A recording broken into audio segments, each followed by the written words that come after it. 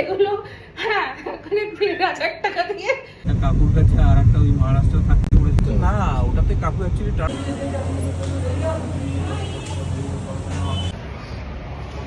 কঠিন চলে গেছে সব জায়গায়। ওই নেই, সোমবার আছে তো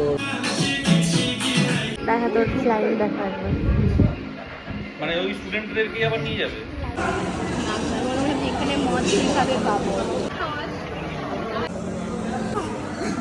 হ্যাঁ, ওকে তো ওই যে মেকআপ করা হলো সেটা হলো না।